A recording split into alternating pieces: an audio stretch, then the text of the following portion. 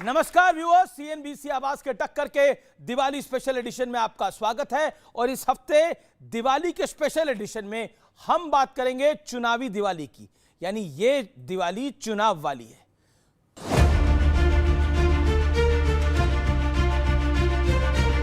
14 नवंबर को जब यहाँ पर मतगणना हो जाएगी, फिर लालू राहुल एंड कंपनी का सुपड़ा साफ हो जाएगा। तब चौथी दिवाली। दिवाली के माहौल के बीच सियासी पटाखे और फुलझड़ियों वाला एक्शन भी शुरू हो चुका है। सीएम योगी बिहार पहुंचे तो विकास वर्सेस बुर्का का चुनावी एंगल दिया। कांग्रेस और आरजेडी ने एक सगोपा छोड़ा है कि विकास नहीं बुर्का चाहिए। फर्जी वोट डलवाएंगे लेकिन चेहरा नहीं दिखवाएंगे। इसके बाद राजनीति में 80-20 वाला 3 साल पुराना दौर याद आया और चर्चा ये शुरू हो गई कि क्या देश में एक बड़ा सनातन वोट बैंक तैयार हो चुका है, जिसका सीधा कनेक्ट भारतीय जनता पार्टी से है। इस ट्राइड एंड टेस्टेड फॉर्मूले से यूपी, महाराष्ट्र और हरियाणा में बीजेपी को बम्पर फायदा हुआ था, लेकिन विपक्ष भी खुद को सूट करने वाले मुद्दे तलाश रहा है। बिहार में महिला वोटर्स का बुर्का हटाकर जांच की बात सामने आई तो विपक्षी पार्टियों ने इसे बड़ा मुद्दा बनाने का भरपूर प्रयास किया। बीजेपी हार से बचने के लिए कुछ भी कर सकती है, नए नियम बनाएगी, नए कानून लाएगी। योगी आदित्यनाथ जी, आप एजेंडा की राजनीति के तहत, आप ध्रुवीकरण की राजनीति के तहत और नफरत के माहौल को खड़ा रखने के लिए जिस तरह की राजनीति करना चाहते हैं, बिहार के लोगों को ये पसंद नहीं है। यूपी के मुख्यमंत्री खुद को योगी कहते हैं। इनको बिना बुर्के में चाहिए महिलाएं। बुर्के में देखना ठीक नहीं लग रहा है, बिना बुर्के के देखेंगी महिलाओं को। अरे कुछ तो लाज शर्म आप लोग रखिए भाई, कुछ तो हया रखिए। इस बीच केंद्रीय मंत्री नितिन गडकरी ने राहुल गांधी को विपक्ष की भूमिका का पाठ पढ़ाया। जिक्र आया राहुल गांधी का, तो ये वोट चोरी का मुद्दा उठा रहे हैं। आप महाराष्ट्र से आते हैं, वो कहते हैं महाराष्ट्र में वोट चोरी हो गई, नेशनल इलेक्शन में वोट चोरी हो गई। चुनाव में हार जीत होती है जी, हम भी अनेक बार चुनाव हारे हैं, कांग्रेस भी जीती है। और जब चुनाव हारते हैं तो आरोप प्रत्यारोप होते हैं। वो कह रहे वो प्रूफ दे, और मुझे लगता है कि तकरार करें, कोर्ट में जा सकते हैं, चुनाव आयोग के पास जा सकते हैं, उनको अधिकार है। एक सवाल विपक्षी गठबंधन की एकजुटता को लेकर भी उठ रहा है। आज बिहार में पहले चरण के नामांकन का आखिरी दिन, लेकिन विपक्ष के तालमेल का कोई अता पता नहीं। तो आज इन तमाम मुद्दों पर जनता के बीच हो देश की सबसे बड़ी बहस। जनता जनार्दन के साथ आज एक बड़ी बहस, लेकिन बहस का एजेंडा बताने से पहले आपको बताते हैं हमारे साथ कौन कौन मेहमान हैं। जोरदार तालियों के साथ स्वागत करिए राजकुमार भारती का। लंबे अरसे बाद हमारे स्टूडियोज में आ रहे हैं।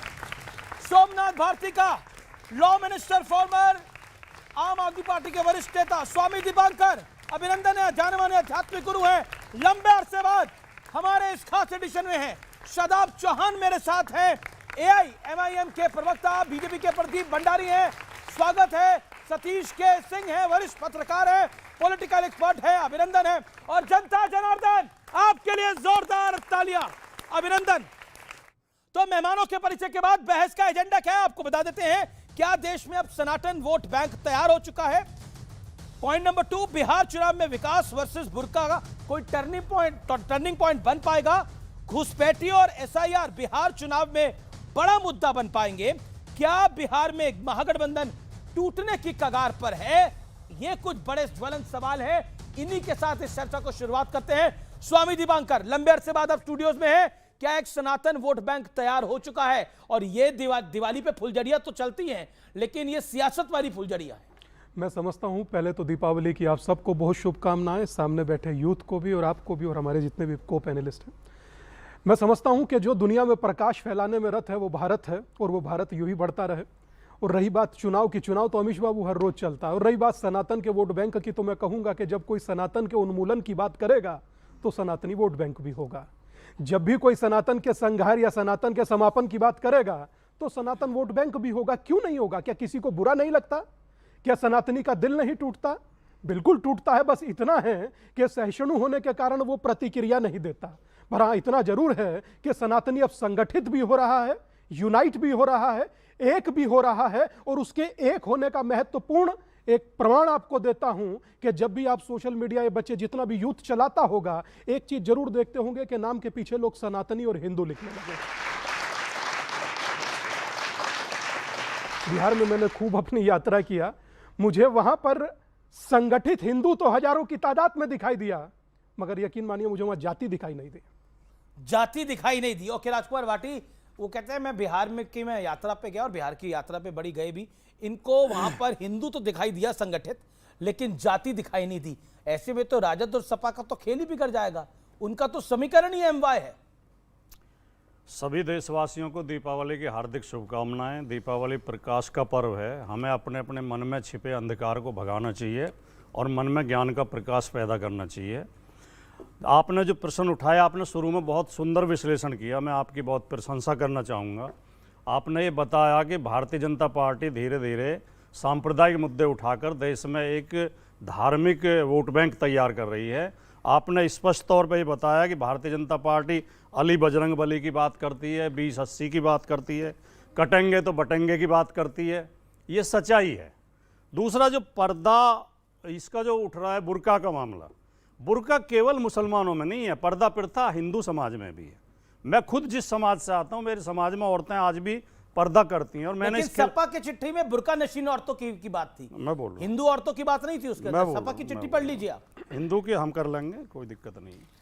मैं जिस समाज से आता हूं उसमें पर्दा प्रथा है और मैंने बाकायदा पर्दा प्रथा के खिलाफ अभियान चलाया है, क्योंकि मैं इससे सहमत नहीं हूं।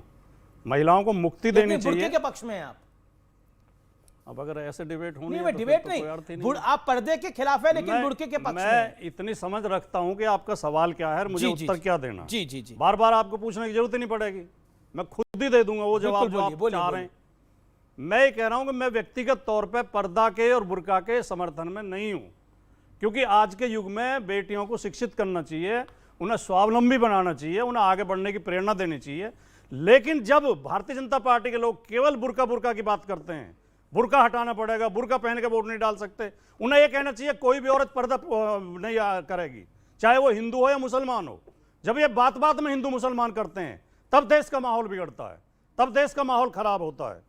और जो सनातन वोट बैंक का जहां तक सवाल है, और अभी स्वामी जी ने कहा कि सनातन को समाप्त करने की बात करते हैं, हर धर्म का, हर आस्था का सबको सम्मान करना चाहिए।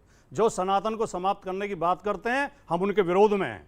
सनातन भी फलना फूलना चाहिए इस देश में और दूसरे धर्म भी फलने फूलने चाहिए, यही हमारा संविधान कहता है। राजनीति विकास के मुद्दों पर होनी चाहिए, राजनीति शिक्षा, नौकरी, स्वास्थ्य, अस्पताल में दवाई है या नहीं है, जी जी जी, कॉलेजों में टीचर हैं कि नहीं है, ट्रेन समय पे चल रही है कि नहीं चल रही है, बिजली पानी हमें मिल रहा है कि नहीं मिल रहा है, इन मुद्दों पर राजनीति होनी चाहिए। बीजेपी हमेशा मुद्दे भटकाने की कोशिश करती है। चिट्ठी आप बुड़के पे लिखते हैं और अब्बास अंसारी जब क्योंकि बीजेपी मुद्दे विधानसभा चुनाव होता है वो कहते हैं एक भी पुलिस अफसर को हटाना मत, सपा की सरकार को आने देना, 6 महीने इन पुलिस वालों से वही निपटेंगे।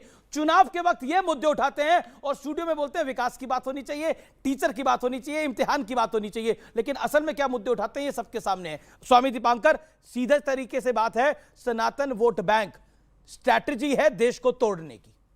मैं समझता हूं कि अगर जो सनातन संगठित है तो उसमें देश टूटेगा कैसे। भाटी जी ने कितनी बढ़िया बात कही कि सब लोग फले फूले, मगर इसका अर्थ ये नहीं है वो कह रहे मैं पर्दे के भी खिलाफ हूं हर तरीके। नहीं तो ये अच्छी बात है और पर्दे के खिलाफ होना ही चाहिए। किस बात का पर्दा, जब हम सामने एक दूसरे के खड़े हैं तो पर्दा क्या। और ये तो एक ऐसी प्रक्रिया है, वोट डालना, जब तक आधार नहीं देखेंगे और चेहरा नहीं देखे तो वोट डालने कैसे दें? ठीक है ठीक है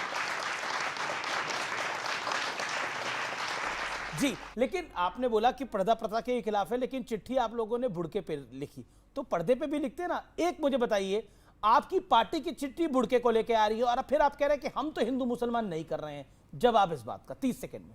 देखिए, मैंने कहा कि हम पर्दा के खिलाफ, पर्दा नहीं होना चाहिए, लेकिन जिन समाजों में पर्दा प्रथा है, चाहे वो हिंदू है मुसलमान हो, वो इससे अपना सम्मान जोड़ के देखते हैं।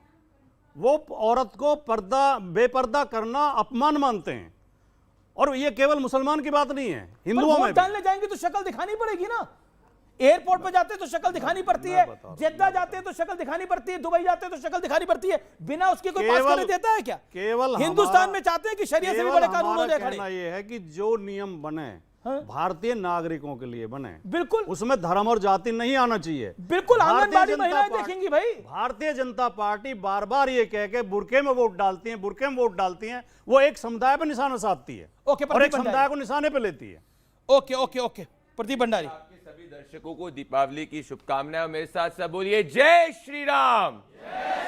मैं ये इसीलिए बोल रहा हूं अमीश जी, क्योंकि याद करिए प्रभु श्री राम को काल्पनिक बोलने वाले ये इंडिया अलायंस के लोग थे। ये दिवाली इसलिए भी खास है क्योंकि दिल्ली के अंदर ग्रीन क्रैकर अलाउ हो चुके हैं, जिसको ये आम आदमी पार्टी की सरकार ने हिंदुओं की भावना को ठेस पहुंचाने के लिए कोर्ट में कभी नहीं गए, हम गए। ये फर्क होता है सनातनियों की इज्जत करना और सनातनियों का खंडन करना। सुप्रीम कोर्ट कहता है कि आप बुरके के साथ में वोट करने नहीं जा सकते, इससे वोटर आइडेंटिफिकेशन में दिक्कत होती है। अगर आपकी धार्मिक भावना इतनी ही आहत होती है तो आप वोट करने मत जाइए, सुप्रीम कोर्ट कह रहा है। तो क्या है सुप्रीम कोर्ट को भी कम्युनल कहेंगे? भाई वोटर आइडेंटिफिकेशन करने को ये हिंदू मुसलमान से क्यों जोड़ते हैं? हम घुसपैठियों की बात करें, ये मुसलमान से क्यों जोड़ते हैं? जब भी हम किसी भी देश के राष्ट्रीय सुरक्षा से जुड़े मुद्दे की बात करते हैं, इसमें इनको इनका मुस्लिम वोट बैंक इसीलिए दिखता है क्योंकि इनका इतिहास रहा है। ये असली कम्युनल लोग ये हैं। हम तो भाई देश को, बिहार को 14% ग्रोथ रेट पे भी पहुंचाते हैं, देश के अंदर सबसे ज्यादा बड़ी अर्थव्यवस्था भी बनाते हैं और साथ में प्रभु श्री राम का भी मंदिर बनाते हैं, क्योंकि हमारे सनातन भी सर्वोपरि है, ग्रोथ भी सर्वोपरि है।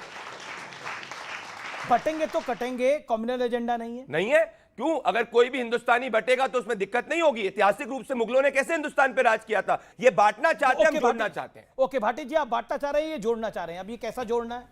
बांटते भी यही है और काटते भी यही है। अच्छा, काटते भी यही है। यस।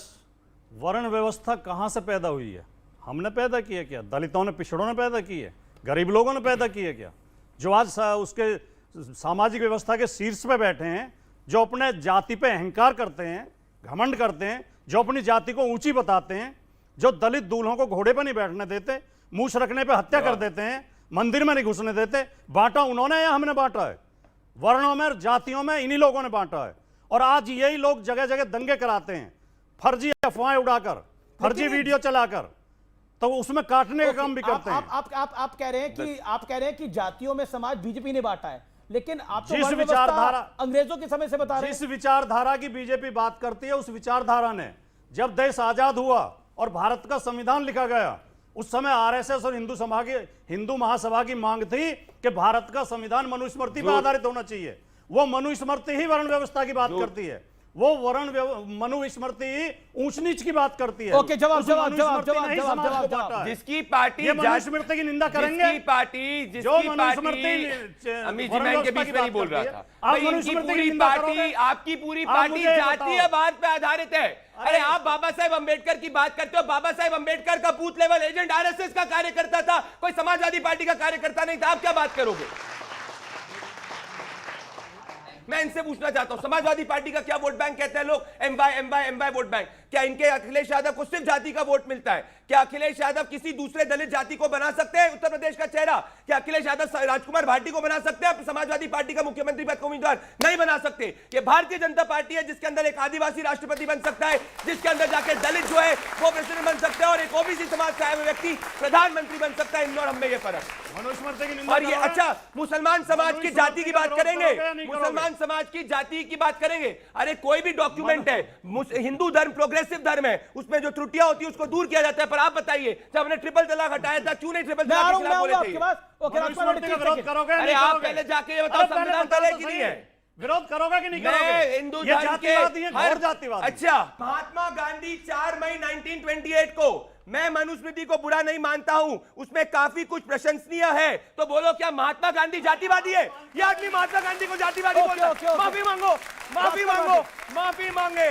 नहीं अमित देवगन जी, ये माफी मांगे, महात्मा गांधी को जातिवादी बुलाए। आपके पास वर्ण व्यवस्था और जातिवाद की शुरुआत मनुस्मृति से होती है। महात्मा गांधी जातिवादी है, उसका ये समर्थन कर रहे हैं। जो भी उसका समर्थन करे वो महात्मा गांधी को जो भी समर्थन करे वो जातिवादी है। शर्म आनी चाहिए। मैं महात्मा गांधी का कान नहीं चाहूंगा। राजकुमार भाटी चिल्लाना नहीं है। ओके, राजकुमार भाटी को 30 सेकंड दीजिए। मनुस्मृति का जो समर्थन करे वो जातिवादी है। ओके, और हम विरोध कर रहे हैं, हम जातिवाद के महात्मा खिलाफ गांधी हैं। जातिवादी है आपकी राय में? जो भी मनुस्मृति का समर्थन महात्मा गांधी की बात करे, हो रही मुझे है। नहीं पता उन्होंने कहीं ये समर्थन किया था। अम्बेडकर के ये विरोध में। फर्जी लोग हैं। अम्बेडकर को चुनाव किसने ये हराया? फर्जी हैं। अम्बेडकर को चुनाव किसने हराया? बताइए ना, ये तो क्योंकि दूसरा अम्बेडकर सवाल। अम्बेडकर अम्बेडकर अम्बेडकर कहा जाता है। अम्बेडकर को चुनाव किसने हराया था? आरएसएस कौन ने। व्यक्ति? आरएसएस? नहीं नहीं, सही सही बोलिए। अम्बेडकर को चुनाव हराने वाला कौन? भाटी जी, मैं आपका बड़ा सम्मान।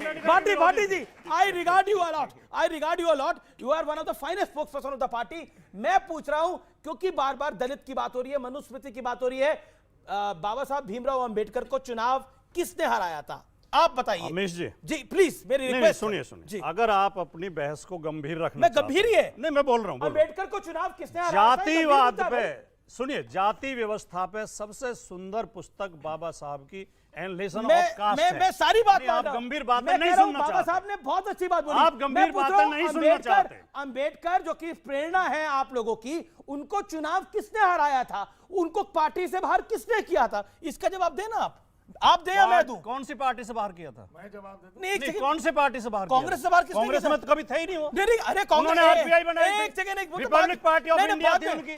कांग्रेस में थे ही नहीं।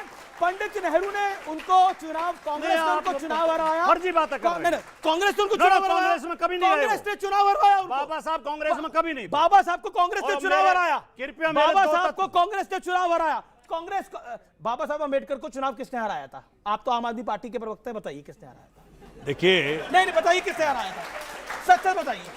नहीं, आप आज का जो बहस का जो मुद्दा है वो क्या है? मैं बिल्कुल। अच्छा, मुझे बताइए, किसने हराया था? मुझे बताइए। आप बताइए ना सर। गांधी गोली किसने मारी? नहीं, नाथुराम गोडसे ने।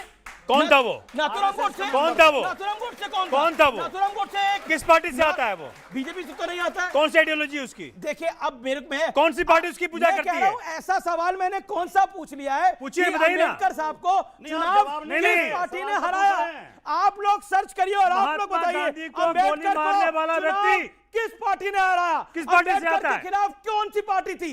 पंडित नेहरू कहां खड़े थे? ये देश जाने और समझे आज कि अम्बेडकर की बात करने वाले अम्बेडकर के विरोधियों के साथ खड़े हैं और डंके की चोट पे खड़े रहे हैं। आप बात करते हैं, देखिए ये नया भारत है, ये झूठ फरेब, ये नया भारत है, ये झूठ फरेब प्रोपेगेंडे से नहीं फंसेगा। ये ऑपरेशन सिंदूर वाला भारत है। इसलिए अम्बेडकर की बात करके अम्बेडकर को हराने वाले लोगों के साथ जो खड़े होते हैं, ये देश देखेगा और देखता रहेगा। इसलिए किसी को माफ नहीं किया जाएगा। बिल्कुल सीधी सी बात है भाई। अम्बेडकर को कांग्रेस ने चुनाव हराया। कांग्रेस पार्टी अम्बेडकर के खिलाफ थी और आज कांग्रेस पार्टी के साथ समाजवादी पार्टी, राजद सब खड़े हैं। सीधी सी बात है। ओके, स्वामी दिवांकर आप बोलिए। मैं एक बात बड़ी महत्वपूर्ण कहना चाहता हूं, क्योंकि मुझे लगा कि बच्चे सब बैठे हैं, यूथ बैठा, बताना चाहिए और बोलना चाहिए। मनुस्मृति पर भाटी जी ने चर्चा किया और मनुस्मृति पर बहुत सारे लोग बात करते हैं, मगर मैं एक बात जानना चाहता हूं कि मनुस्मृति कभी पढ़ी है? मैंने पढ़ी है। मनुस्मृति के मैं चर्चा कर सकता हूं। मैं बिल्कुल आप ही से एक बात पर चर्चा कर सकता हूं। मैं अपनी बात कहूं, आप उसका संवाद में उत्तर दीजिएगा। मनुस्मृति के श्लोक कितने हैं? मनुस्मृति के कौन से श्लोक से आपको समस्या है? मनुस्मृति में वर्ण, कौन से श्लोक पर मैं बोल दूं, आप बोलिएगा। आप पूछ रहे हैं, मैं तो इसलिए बोल रहा हूं। मनुस्मृति में वर्ण का जिक्र किया गया और वर्ण जाति के आधार पर नहीं है। डॉक्टर अंबेडकर की पुस्तक है who are Shudras, chapter number 1 paragraph number 3 पर बहुत स्पष्ट लिखा है कि जिस शूद्र शब्द का जिक्र लोगों की जातियों से जोड़कर वर्तमान देखा जा रहा है, उसका जाति से लेना देना नहीं है। उसके बाद अगर जातियों में बांट दो, तो वो आपकी इच्छा हो सकती है। देखिए, सबसे खराब बात क्या है, जो श्लोक इनके पक्ष में पढ़ रहा होगा उसे तो असली बता देंगे, जो इनके विरोध में पढ़ रहा होगा उसे नकली बता देंगे। मनुस्मृति में बहुत सारे खराब श्लोक हैं, आप पूछेंगे तो मैं बता दूंगा, अब आप उनसे पूछ लीजिए बस। आपको जी एक सेकंड, सतीश के सिंह और सोमनाथ भारती फर्स्ट यू, क्या आपको लगता है, देखिए इस बहस के दो है, ये तो दिवाली का मौका है और चुनाव का मौका भी है। दो चीजें बड़ी अहम है। महागठबंधन का खेल कौन बिगाड़ रहा है बिहार के अंदर? कौन सी पार्टी है जो महागठबंधन का खेल बिगाड़ रही है? और अंबेडकर जी पर आपने जवाब नहीं दिया, मुझे अफसोस है, आपको पता है जवाब, फिर भी आप चुप रहे। सबसे पहले देशवासियों को दिवाली की अग्रिम शुभकामनाएं और भगवान श्री राम के आदर्शों पे हम चलें, इसकी मैं सबसे कामना करता हूं। और उनके आदर्श बड़े अच्छे हैं। और भैया ने कहा जय श्री राम, मैं कहता हूं आप सब बोलें जय सिया राम। बिल्कुल जय सिया राम, क्योंकि सिया बहुत जरूरी है, सिया के बगैर राम अधूरे हैं। बिल्कुल सही बात है। और दूसरी बात इन्होंने कही भी पटाखे, भैया 2018 में एनजीटी का आदेश था कि भाई जो नॉर्मल पटाखे हैं बैन कर दिया जाए, क्योंकि यहां पे एनवायरमेंट की मुसीबत है, और उन्होंने परमिट किया था, ठीक है हम ग्रीन पटाखे चलवाएंगे। लेकिन भाजपा शासित दिल्ली पुलिस ने जो कंडीशंस लगाए थे, एनजीटी ने बाद में सुप्रीम कोर्ट ने लगाए, उसको नहीं लागू करवा सके। उस कारण से 2020 में फिर एनजीटी ने ग्रीन पटाखे भी बंद कर दिए। अब मैं जानना चाहता हूं अपने साथी से कि भैया क्या अब आपके जब शासन आया है दिल्ली में, तो क्या दिल्ली पुलिस सुनिश्चित करेगी कि जो कंडीशन लगाए सुप्रीम कोर्ट ने कि भैया 2 घंटा सवेरे जलाना, 2 घंटा रात जलाना, भैया सिर्फ ग्रीन पटाखे जलाना, ये कंडीशंस क्या इंप्लीमेंट करवा पाएंगे? ये इनका सवाल है, मेरा सवाल है। नंबर 2, मेरे प्रश्न का नंबर 2, देखिए क्या है कि 20 मिनट से मैं देख पा रहा हूं, बिहार चुनाव पे आपने डिबेट करवाया है, इतने सारे यंग बच्चे हमारे पड़े हुए हैं, बैठे हुए हैं सारे यहां पे, क्या किसी ने भी इनके फ्यूचर की बात कर दी? क्या किसी ने भी ये बात करी कि भैया जो उनको शिक्षा मिल रहा है उससे इनको नौकरी मिल पाएगी कि नहीं मिल पाएगी? क्या इनका फ्यूचर किस दिशा में जा रहा है? अनएम्प्लॉयमेंट का क्या होगा? क्या भैया इनके उद्देश्य जो हैं, जो मन में इन्होंने सपने पाले हैं, कई सारे बच्चे बिहार से आए होंगे, तो बिहार से यहां पे क्यों आए? पलायन क्यों हो रहा है बिहार से? क्या ये सवाल का कोई जवाब देगा? 20 साल से नीतीश जी वहां बैठे हुए हैं, 11 साल से केंद्र में भाजपा बैठी हुई है। तो जब अगर इन सवालों का जवाब नहीं आएगा, अगर 15 पुल 17 दिन में टूट के गिर जाएंगे, 71,000 करोड़ का स्कैम हुआ है बिहार में, यह सीएजी का रिपोर्ट है, उसका जवाब कौन देगा? इन बच्चों का भविष्य कहां जाएगा, इसका जवाब कौन देगा? आपसे 2 सवाल पूछे थे। नंबर 3, नहीं, आप 4 मिनट बोल लिए, मेरे सवाल का जवाब नहीं दिया। मैं बता रहा हूं। सोमनाथ जी, आप सबसे लेट, आपके पास लेट आया, लेकिन कसर आपने पूरा निकाल लिया। मैं पूछ रहा हूं महागठबंधन का भविष्य क्या है, और मेरा सरल सा सवाल था। मैं ऑडियंस में किसी ने ढूंढ लिया कि अम्बेडकर जी को चुनाव किसने हराया, तो वो अपना हाथ खड़ा। ओके, नहीं, कौन सी पार्टी से था? कौन सी पार्टी से था? कांग्रेस से था। सुनिए, आप ये चुप्पी, कितनी सिलेक्टिव चुप्पी थी, और सब लोग बोल रहे थे अम्बेडकर अम्बेडकर अम्बेडकर। अम्बेडकर को चुनाव हराने वाली पार्टी कांग्रेस, सीधी सी बात है। और कांग्रेस के साथ गठबंधन करने वाली कौन सी पार्टी, मुझे बताने की आवश्यकता नहीं है। अब महागठबंधन का भविष्य पे बोलिए। ठीक है, सुनिए, देखिए, मुझे भविष्य ना महागठबंधन की देखनी है ना एनडीए की देखनी है, मुझे भविष्य बिहार की देखनी है कि बिहार के बच्चों का पलायन कब रुकेगा, बिहार में इंडस्ट्रीज कब खुलेंगे। क्या इतने 20 साल में एक भी इंडस्ट्री कॉरिडोर बना पाए हैं नीतीश जी? बताइए मुझे। ओके, सतीश जी भाई आप जरा सुने हमारी बात। मेरा सवाल यह है, कांग्रेस ने हराया डॉक्टर अंबेडकर को, है ना? हिंदू धर्म किसने छुड़वा दिया डॉक्टर अंबेडकर को, जिसको आप सनातनी कहते हैं? और क्यों छोड़ा उन्होंने? और जब योगी जी कहते हैं बटोगे तो कटोगे, तो किसको बोलते हैं? किसको बोलते हैं? हिंदू जाति व्यवस्था के लोगों को बोलते हैं कि सारे जाति एक हो जाओ, बटना मत। ऐसा क्यों कहना पड़ रहा है? आप लोग यहां बुर्का बुर्का बुर्का की बात कर रहे हैं। भारतीय जनता पार्टी तो नीतीश कुमार पे बुर्का और पर्दा डालने में लग गई है। कल से आपको पता नहीं है? तो ये तो किसी के आदमी नहीं है, ये किसी के नहीं है। और अगर इतना प्रदीप भंडारी नए नए भारतीय जनता पार्टी के इतने आक्रामक नेता हुए, तो मनुस्मृति पर जो है कुछ बता दिया स्वामी जी ने। आप एक काम करिए, प्रदीप भंडारी से नाथूराम गोडसे का मुर्दाबाद का नारा यहां लगवा दीजिए, लगवाइए, नारा लगाइए, नारा लगाओ, नारा लगाओ। नारा नहीं लगाएंगे ये। देखिए, देखिए, अगर बिहार में एक मिनट भाई, एक मिनट,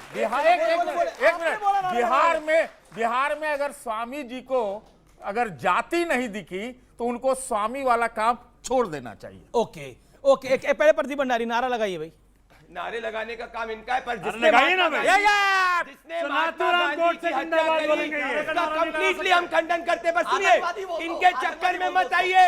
ये शीश महल बना गए दिल्ली के युवा का पैसा लूट के। वो विषय नहीं है। नहीं, इन्होंने हमसे कहा 10 सेकंड दीजिए।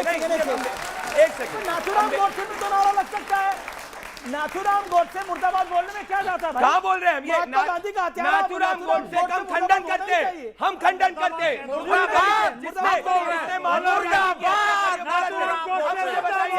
बाबा साहेब अंबेडकर को चुनाव हराने वाला नारायण कजोलकर को पद्मा अवार्ड कांग्रेस ने दिया, माफी कब मांगेंगे? कब माफी मांगेंगे? वो सारे माफी मांग लेंगे। नहीं, क्यों मांगनी चाहिए? मैं माफी मांगने के लिए तैयार हूँ। कांग्रेस ने अंबेडकर को हराया, लेकिन आप नहीं एक मिनट, आप सुन नहीं रहे, आप सुन लीजिए। अगर अरे मैं यहाँ आ जाऊंगा, अब बैठिए ना, मैं एक सवाल पूछता हूँ, मैं आपसे एक सवाल पूछता हूँ। अगर डॉक्टर अंबेडकर को हिंदू धर्म छोड़ना पड़ा तो क्या प्रदीप भंडारी यहाँ माफी मांगेंगे? मैं मांगने के लिए तैयार हूं कि कांग्रेस ने डॉक्टर अंबेडकर को हरवाया। और एक सवाल मेरा भी है, एक सवाल नाथूराम गोडसे मुर्दाबाद बोलने में क्या अर्थ है? नाथूराम गोडसे का हम खंडन करते हैं, इनके शब्द थोड़ी बोलेंगे।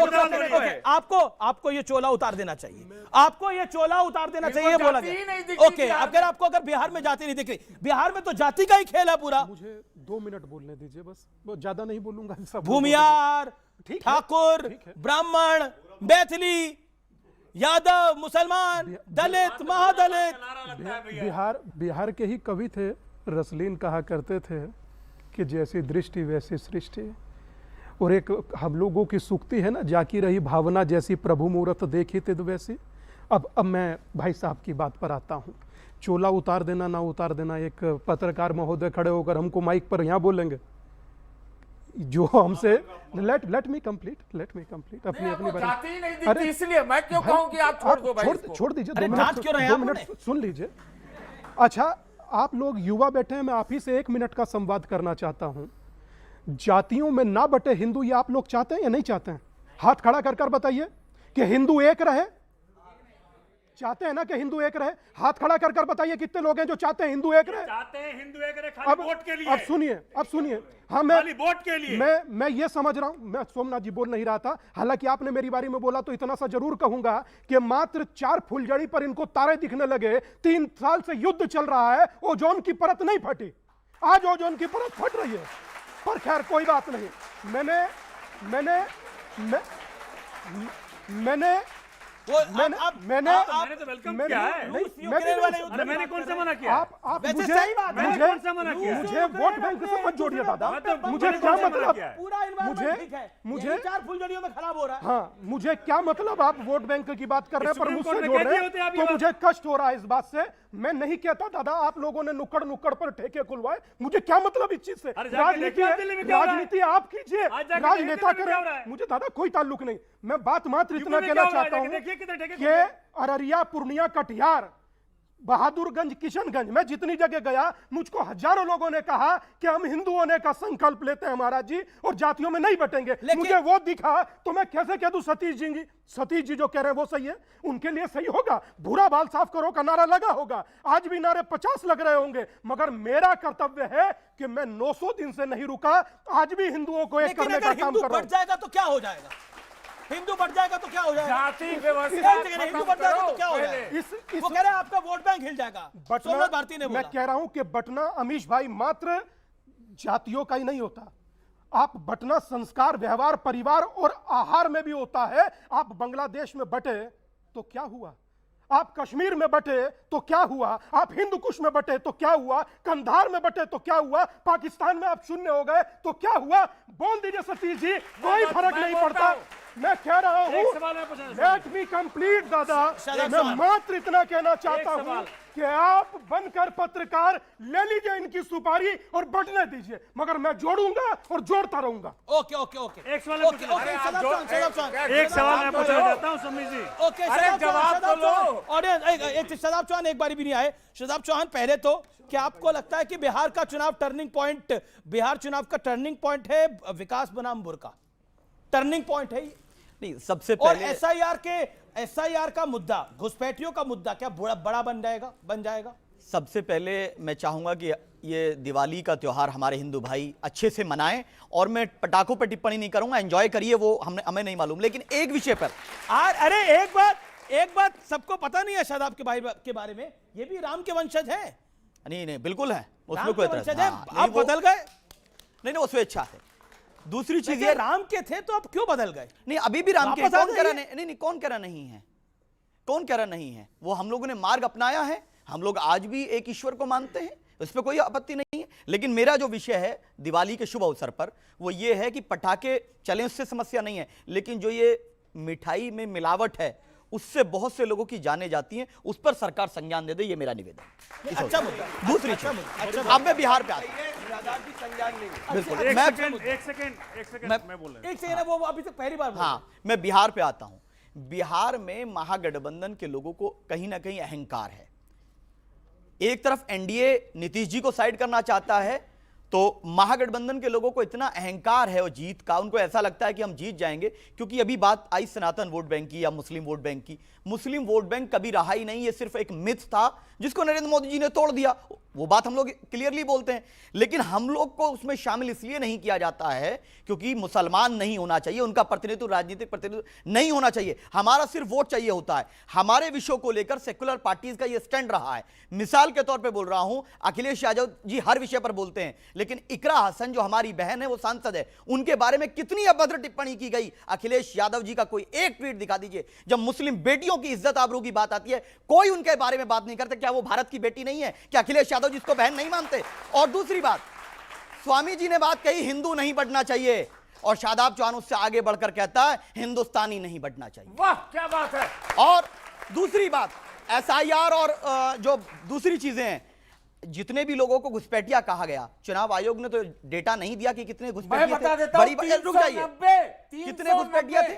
बुर्के की बात करते हैं, बुर्का और पर्दा दोनों के दोनों हमारे भारत की एक पहचान है।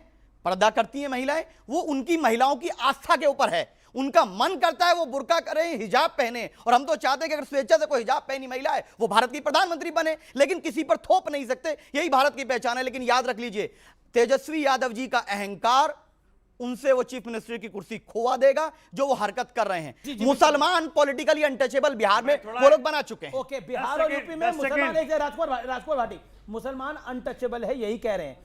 और ओवैसी साहब ने तो और आगे बढ़ के लाइन बोली, बोले मुसलमान को सिर्फ दरी बिछाने लायक समझते हैं ये तमाम सेकुलर पार्टियां। असल में पार्टियां केवल जाति और धर्म के नाम पर निर्णय नहीं लेती, विचारधारा भी कोई चीज होती है।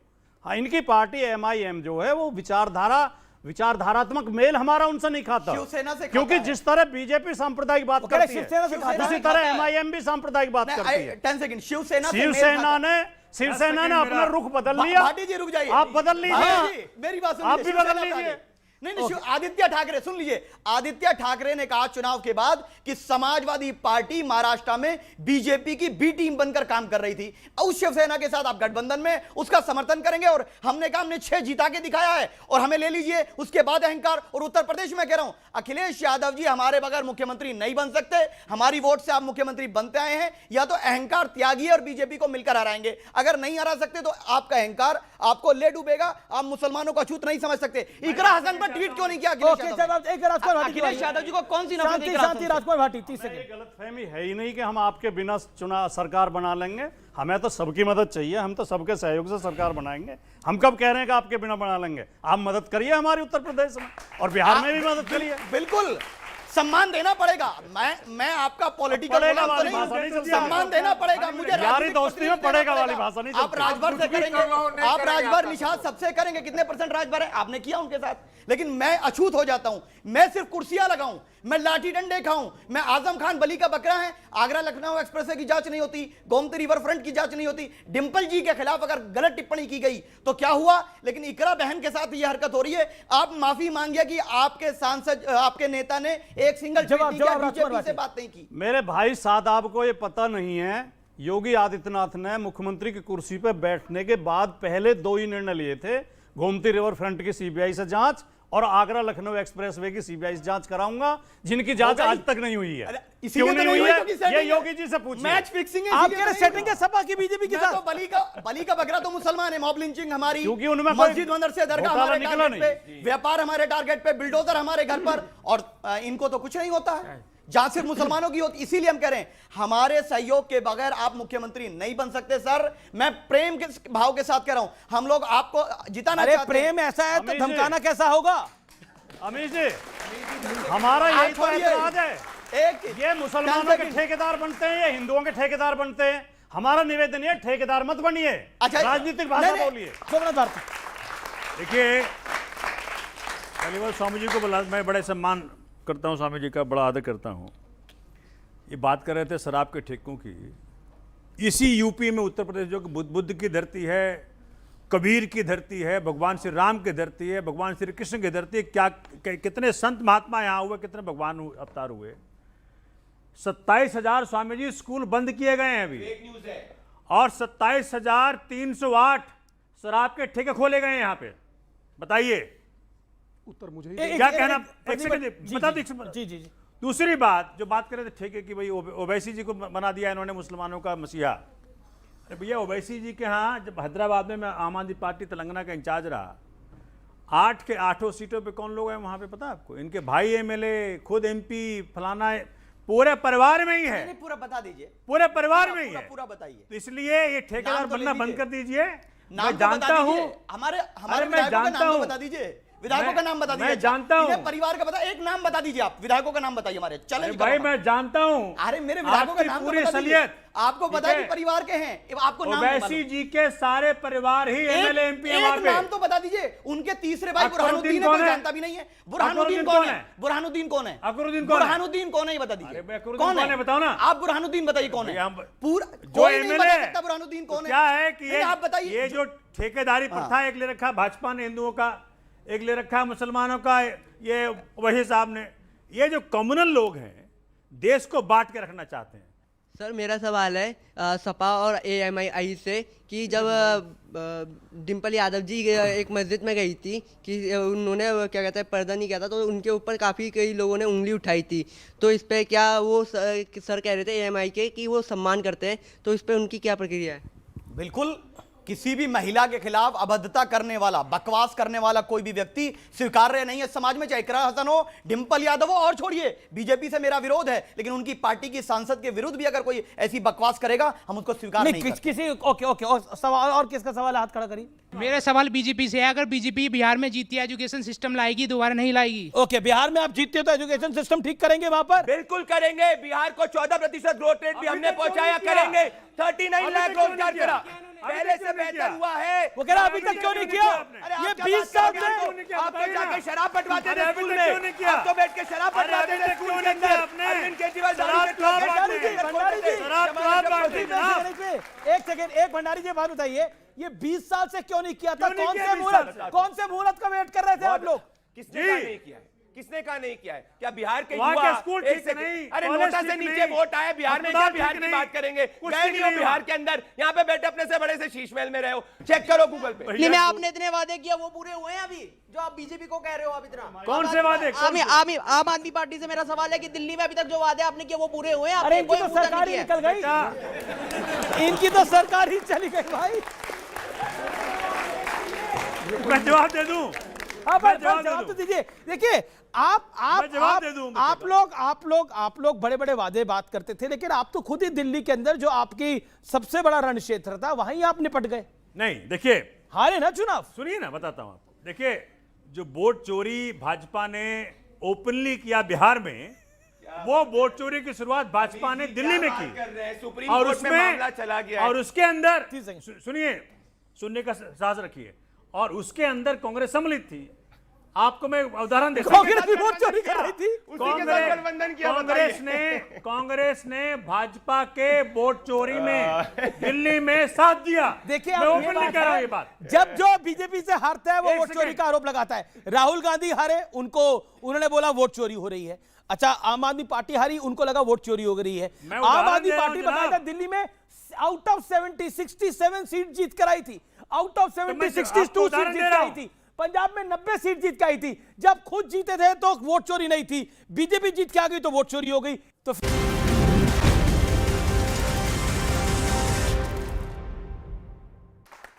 एक बार फिर जोरदार तालियों के साथ आपका अभिनंदन है आज के इस बेहद खास एडिशन में, बड़े संवाद में। स्वागत है आपका। मेरा सवाल समाजवादी पार्टी से ये है कि अगर बिहार में इनकी सरकार बनती है तो माफिया राज बढ़ेगा या घटेगा? अच्छा, आरजेडी की सरकार बनती है, अगर आरजेडी की सरकार बनती है, एक है कि गुंडों की सरकार होगी, वो बदमाशों की सरकार होगी, शाहबुद्दीन का बेटा। अब आप बताइए, अब लालू यादव और तेजस्वी यादव ने शाहबुद्दीन के बेटे को टिकट दे दिया सिवान से। क्या देखिए, राजकुमार भाटी, बिहार में अगर आरजेडी की सरकार बनती है तो रामराज लाया जाएगा और बिहार का विकास होगा, बिहार में नौकरियां मिलेंगी, बिहार में स्कूल कॉलेज खुलेंगे। भाटी जी, आप खुद भी कन्विंस नहीं है इस बात से। एक बच्चे ने सवाल पूछा, एक बच्चे ने इनसे पूछा कि क्या आप शिक्षा व्यवस्था में परिवर्तन करेंगे?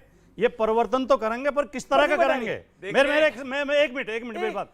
कर्नाटक में इनकी सरकार बनी, इन्होंने एक चैप्टर, की सरकार है यार क्या बोलने दो, जब आपकी सरकार बनी इन्होंने एक चैप्टर शुरू किया कि जब सावरकर जी काला पानी में बंद थे, उनकी कोठरी में एक छोटा सा वो था छेद, उससे एक बुलबुल आती थी, वो बुलबुल के परों पर बैठ के पूरे देश का भ्रमण करते थे। ये पढ़ाएंगे मैं ऑफेंस लूंगा। और अनुराग ठाकुर ने पूरी तो होने दो बात, अनुराग ठाकुर नहीं, पहले बात पूरी होने दो। ये गलत तरीका है, नहीं, ये कोई गलत वीर तरीका। सावरकर का अपमान नहीं कर सकते आप, बीच में नहीं सावरकर का अपमान नहीं कर सकते, बीच में नहीं चिल्लाओगे। आपको जो बीजेपी को बोलना है वीर सावरकर जी का अपमान नहीं कर सकते। देखिए, हिमाचल प्रदेश में अनुराग ठाकुर नवोदय विद्यालय में गए और बच्चों को पढ़ा रहे थे, दुनिया का पहला अंतरिक्ष यात्री हनुमान थे। ये पढ़ाएंगे अगर इनकी सरकार आएगी तो। इनको भगवान हनुमान से इतनी दिक्कत क्यों है? ये सही बात है, भगवान हनुमान ने जाकर ब्राह्मण को मारा क्या? ये देखिए, हिंदू घृणा, जरा दूसरे धर्म पर ऐसी टिप्पणी करो, जैसे दूसरे धर्म पे ऐसी टिप्पणी करके बताओ, दूसरे धर्म के ऊपर करो। वीर सावरकर,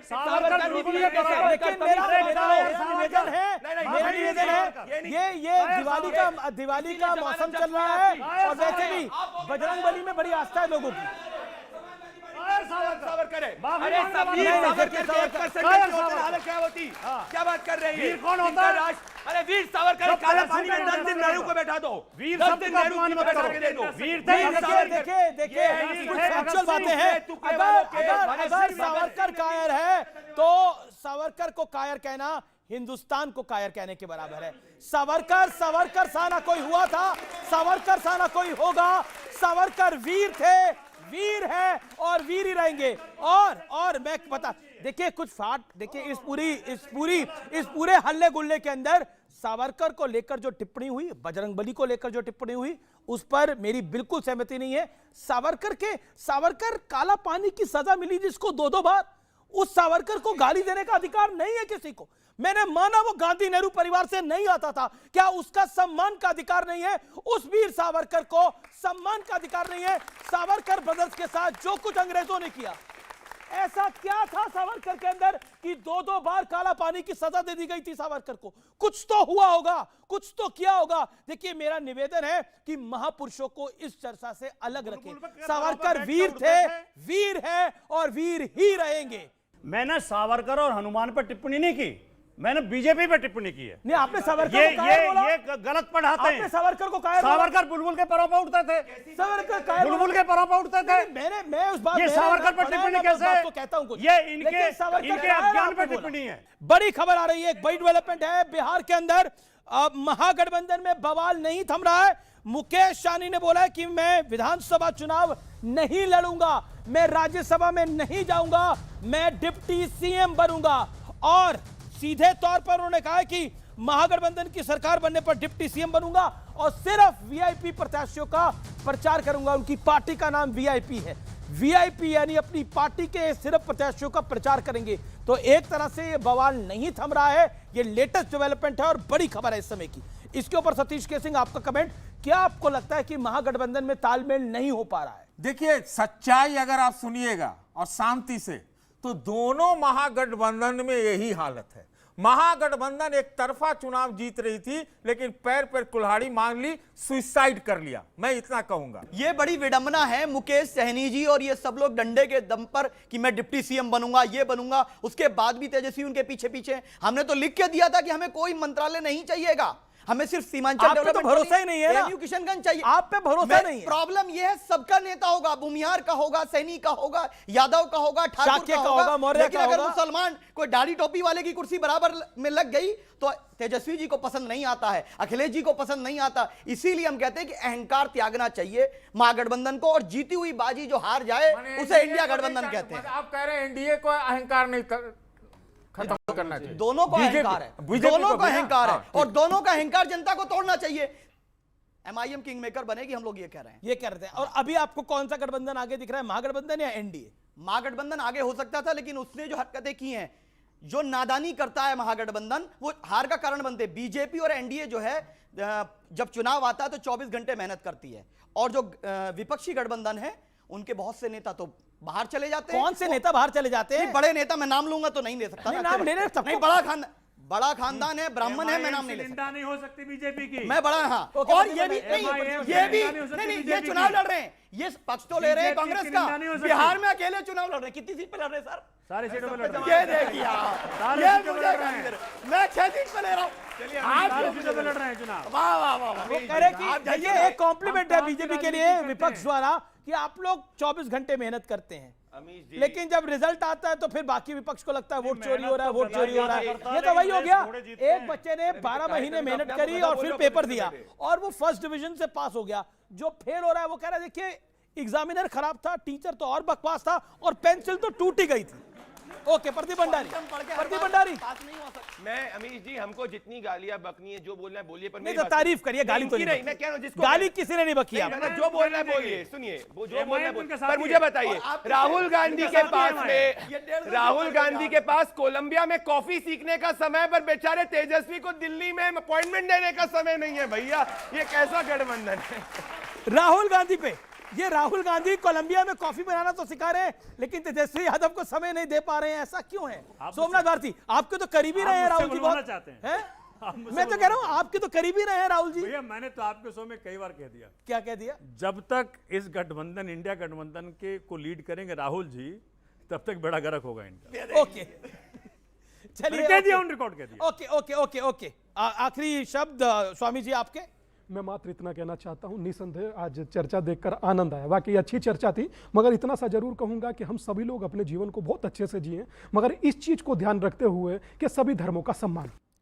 आज का विचार, अंधेरा चाहे कितना भी अकड़ ले, एक छोटी सी किरण ही उसे घुटनों पर ला देती है। तो फिलहाल आज के इस चर्चा में इतना ही। आपको CNBC आवाज के दर्शकों को दीपावली की, धनतेरस की बहुत बहुत शुभकामनाएं। मुहूर्त ट्रेडिंग आपके लिए शुभ हो। आज के लिए इतना ही। आपको मेरा नमस्कार, गुड नाइट, धन्यवाद। और एक बार फिर भगवान राम, मां लक्ष्मी और भगवान गणपति आपके घर सुख समृद्धि लेकर आए। धन्यवाद, नमस्कार।